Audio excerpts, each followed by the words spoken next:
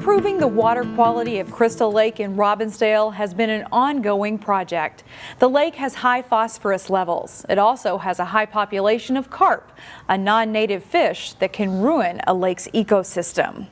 Crews took another step toward improving the water quality of Crystal Lake. Engineers removed as many carp as they could from the lake on Friday.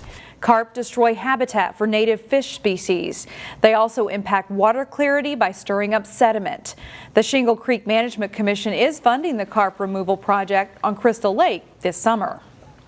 Common carp are bad for water quality. They stir up the bottom of the lakes because they'll feed off the bottom of the lake, looking for seeds and worms and other little invertebrates. But while they're doing that, they uproot native vegetation. The uprooting of vegetation can release phosphates, contributing to algae blooms in the lake. There were around 1,000 carp taken out of the lake on this attempt. More than 3,000 carp have been taken out of the lake so far this summer. We just want to get the lake more in balance. So there is panfish in the lake right now. There's actually tiger muskies that are in the lake as well. So we just want to get kind of the food chain and the food web more in balance in the lake. Carp can kind of over-dominate. And so we want to kind of even that out, give the sport fish a fighting chance. It is estimated that the carp population was about 10,000 before carp removal got started in June. The city of Golden Valley recently implemented its first ever energy action plan. If fully implemented, it could save the city, residents, and businesses more than $8 million in energy costs the first year alone. As part of that plan, the city approved an agreement this week authorizing home energy squad visits. The program offers residents the opportunity to receive inspections to reduce energy costs. Golden Valley would pay at least half the cost for the visits. Residents can receive help on installing programmable thermostats, weather stripping, and other items. A Maple Grove family has become passionate about breaking the chain of domestic violence. The Beisel family lost Natalie, who was in her last year of medical school in Arizona in 2015. Since that time, they've taken action. They formed a nonprofit and advocacy group called Love Conquers Violence. We spoke with Shelley Beisel, Natalie's sister-in-law, for today's Newsmakers segment. I think one of the most surprising things we've learned is the statistics. 1 in 3 women will be a victim of domestic violence and 1 in 9 men. And when you hear that, it's just, I mean, it takes your breath away. And at first you're like, no, it can't possibly be. But as we've gone through this journey of learning more and more about domestic violence and telling Natalie's story, it absolutely is true.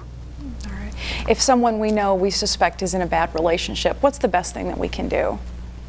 If you have a friend or a loved one that you suspect is in an abusive relationship, number 1, believe them, and number 2, be there for them. And offer support in ways of maybe making the phone call to get them help. You don't need to be their therapist, but you can give them the number to get the help that they need. But know that there's hope.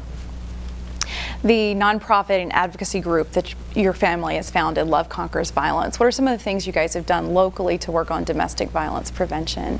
Well, our number 1 goal is to tell Natalie's story and to make sure that another family doesn't have to go through the pain that we endure every day. And so we've been fortunate enough to speak at a lot of local churches and in schools, and we, prior to COVID, we were doing a lot of that. We hope soon that we'll be able to do that again. And you have one big event, one big fundraiser every year. Last year, of course, because of COVID, it was canceled. What do you guys have going on this year? Well, last year we did it virtually. Which was good. Which was great, but this year we're back in person, and it's Bags for Nat. It's August 7th, and it's at Malone's in Maple Grove. So we're super excited about it. All right, and just encourage folks to come out and have a little bit of fun, raise money for a good cause? Yeah, it's a super fun event. It's bean bags throwing. It's a bean bags tournament, 64 double elimination. It's great. It's a great fun. All right, thank you very much for being here. Thanks for having us. The death of George Floyd last year sent shockwaves around the world and also through a church in Crystal.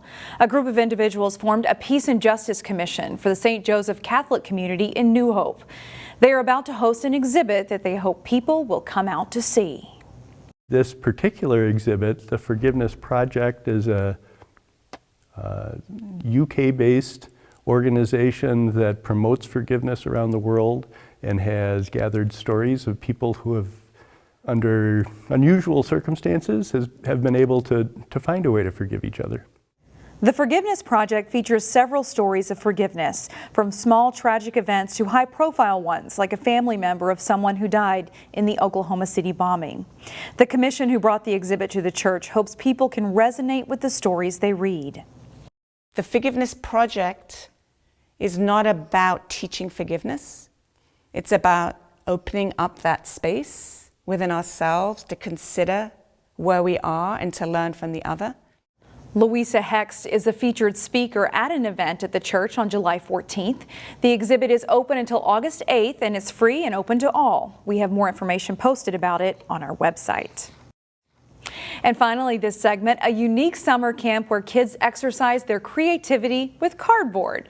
At French Regional Park in Plymouth, you could find a castle complete with swords, armor, shields, and other night-themed creations, all built out of cardboard. It's part of a summer day camp called Adventures in Cardboard. Eric Uttermark, or Thor as he's known to the kids, is a former Adventures in Cardboard camper who's now a staff member. Originally, my parents signed me up as a camper.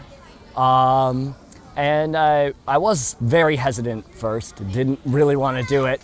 I was 16 at the time, not very happy, but I came here and I loved it. It was absolutely amazing. Adventures in Cardboard has sites set up at 4 different parks throughout the metro area.